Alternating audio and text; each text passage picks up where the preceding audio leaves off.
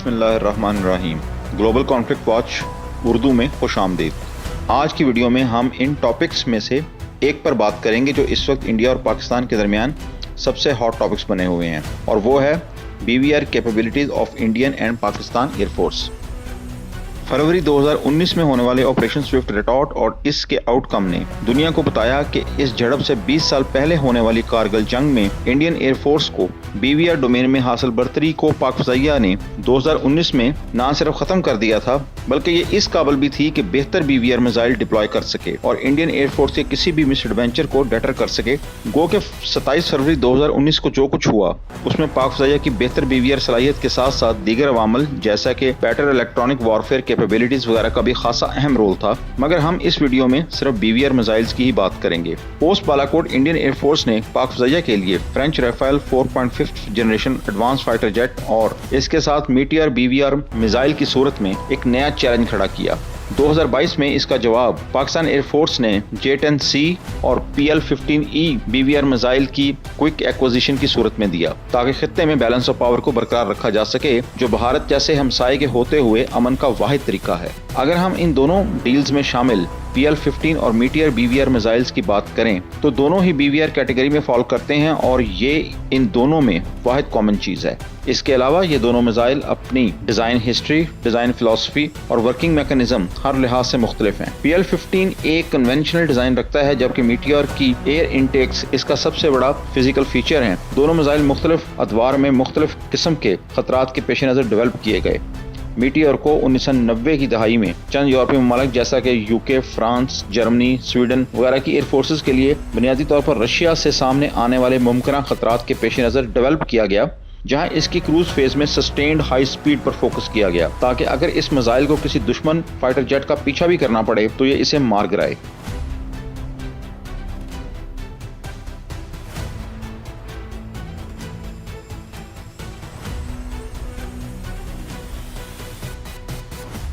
जबकि दूसरी तरफ PL-15 फैमिली के मिसाइल्स को 2010 की दहाई में अमेरिका की फ़िज़ाई क़ुव्वत के चीन के खिलाफ मुमकिन जंग के खतरात के पेश नज़र डेवलप किया गया, जहां दोनों तरफ के आमने सामने आने के चांसेस ज़्यादा हैं, यानी चीन अमेरिका एयर वॉर सिनेरियो में हेड ऑन एंगेजमेंट की प्रोबेबिलिटी ज़्यादा होगी।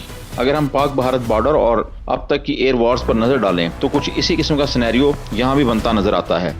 इस मिसाइल के डिज़ाइन में हाई बूस्टेड फेस वेलोसिटी पर फोकस नजर आता है, और मिडवे एक्सेलरेशन में सेकंड पल्स के वक्त इसकी रफ्तार मैक 4.5 से मैक 5 तक चली जाती है चंद सेकंड्स के लिए। यहाँ पल्स एक ऐसा वर्ड है या ऐसा लफ्ज है जिसके मुतालिक पाकिस्तान के बहुत सारे ओसेंट और डिफेंस एक्सपर्ट्स कंफ्यूज नजर आते हैं, क्योंकि उनके बकौल ड्यूल पल्स मोटर इंजन से मुराद इस मिसाइल में 2 रॉकेट इंजन का इस्तेमाल है, जो कि इसके मिड कोर्स एक्सेलरेशन का बाइस है। ये एक बिल्कुल गलत नजरिया है और ड्यूल और मल्टी पल्स टेक्नोलॉजी से अदम वाकफियत की वजह से पैदा हुआ है। ड्यूल पल्स रॉकेट इंजन से मुराद ऐसा इंजन है जो 2 या इससे ज़ायद किस्म के फ्यूल्स को इनिशियल और मिड कोर्स एक्सेलरेशन के लिए इस्तेमाल करने की सलाहियत रखता हो।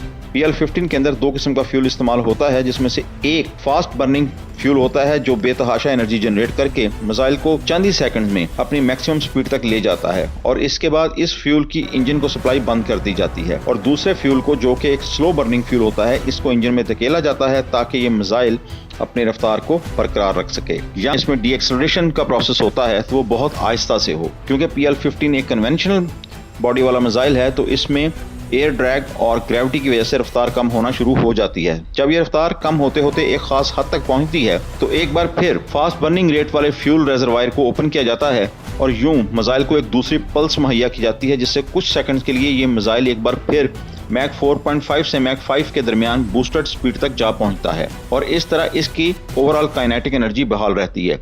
ये तो हो गई PL-15 की कहानी और ड्यूल पल्स रॉकेट इंजन की हकीकत।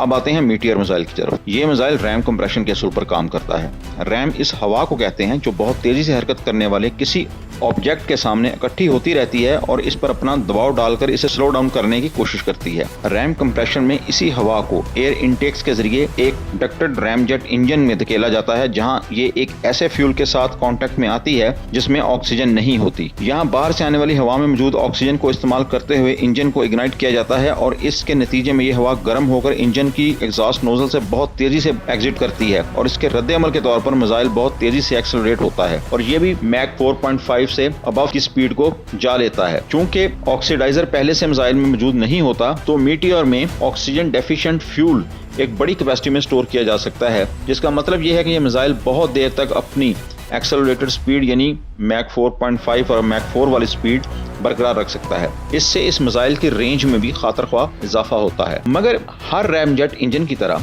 मीटियर मिसाइल इंजन का भी एक अलमिया है कि इसके थ्रोटेबल डक्टेड रैमजेट इंजन को फायर करने के लिए कम से कम मैक 2.5 से लेके मैक 3 तक की स्पीड दरकार होती है, क्योंकि सिर्फ इसी रफ्तार पर इस मिसाइल के हेड पर मौजूद हवा इतना रैम कंप्रेशन जनरेट कर सकती है जो कि थ्रोटेबल डक्टेड इंजन को दरकार एनर्जी के लिए ऑक्सीजन प्रोवाइड कर सके। इसके लिए ये मिसाइल एक हाइब्रिड किस्म का प्रपल्शन सब सिस्टम इस्तेमाल करता है, जिसके दो मेन कंपोनेंट्स हैं। इनमें से एक तो थ्रोटेबल डक्टेड रॉकेट इंजन है, जबकि दूसरा एक बूस्टर होता है जो कि कन्वेंशनल मिसाइल की तरह काम करता है और मिसाइल इसी की मदद से फायर किया जाता है। और ये चंद सेकंड में ही मिसाइल को मैक 2 से मैक 2.5 या मैक 3 तक की स्पीड तक पहुंचा देता है, जहां से इसको मिड एयर एक्सेलरेशन के लिए मिसाइल का थ्रोटेबल डक्टेड रॉकेट इंजन काम करना शुरू कर देता है, जो मिसाइल के टर्मिनल फेज तक बल्कि इम्पैक्ट तक इसको सस्टेन्ड हाई स्पीड फराहम करता है। मीटियोर मिसाइल बनाने वाली कंपनी MBDA का दावा है कि इस सलाहियत का हामिल ये दुनिया का वाहिद मिसाइल है। प्रपल्शन के बाद अगर हम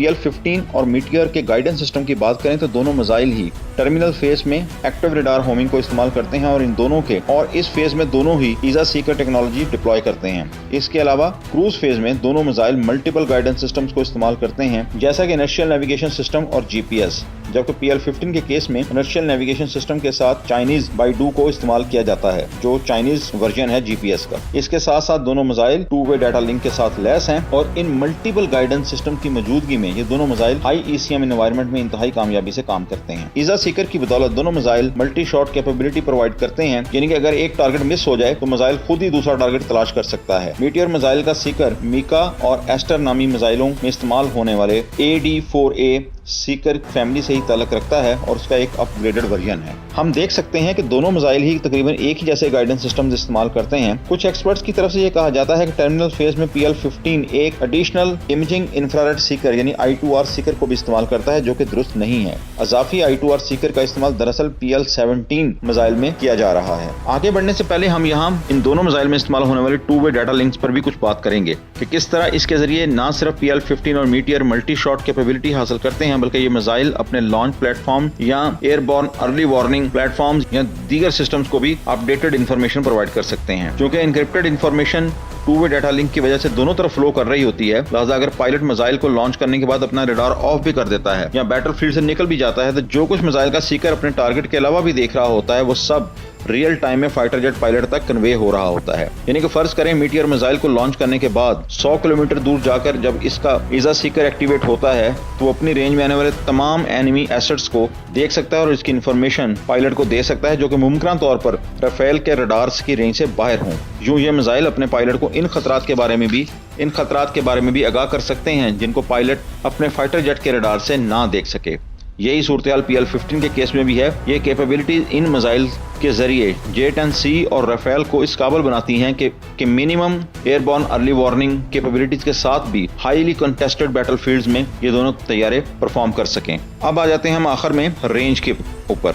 मीटियर मिसाइल की रेंज 100 किलोमीटर से लेकर 200 किलोमीटर तक बताई जाती है। डिपेंड ये करता है कि आप किस सोर्स को साइट कर रहे हैं। आमतौर पर इस मिसाइल की रेंज को माहिरीन 170 से 180 किलोमीटर तक मानते हैं, जबकि MBDA का दावा है कि मीटियर मिसाइल दुनिया का सबसे बड़ा नो एस्केप जोन रखने वाला मिसाइल है, जो कि 60 किलोमीटर के लगभग है।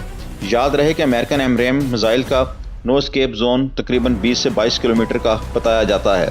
इस लिहाज से मीटियर एक काफ़ी लीथल वेपन सिस्टम है। दूसरी जानब PL-15 की रेंज के बारे में खासा बहाम पाया जाता है। ताहम बहुत सारे माहिरीन इस मिसाइल की 180 से 200 किलोमीटर की रेंज पर मुत्तफिक हैं।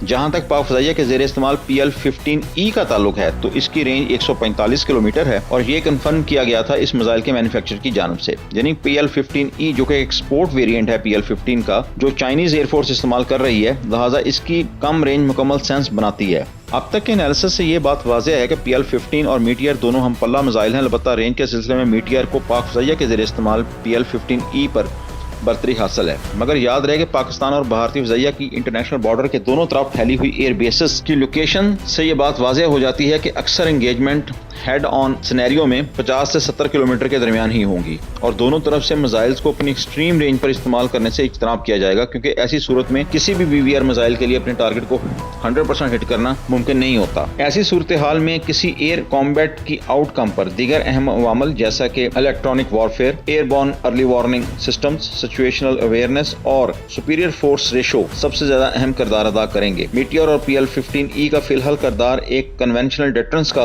यकीनी बनाना है ताकि खित्ते में पीस प्रिवेल कर सके। आज की वीडियो में दोस्तों हम इतना ही रखेंगे। उम्मीद है इस वीडियो से आपको PL-15E और इसकी ड्यूल पल्स रॉकेट इंजन से मुतल्लिक पाई जाने वाली कंफ्यूजन को समझने में मदद मिली होगी और साथ ही साथ इस बात को भी कि कोई भी दो वेपन सिस्टम आपस में लड़ाई नहीं करते, बल्कि मॉडर्न एयर कॉम्बैट से एक इंतहाई पेचीदा अमल है जिसमें दीगर अवामल भी अपना हिस्सा डालते हैं। आज तक के लिए इतना ही, मिलते हैं किसी अगली वीडियो में। तब तक के लिए अल्लाह हाफिज। पाकिस्तान जिंदाबाद।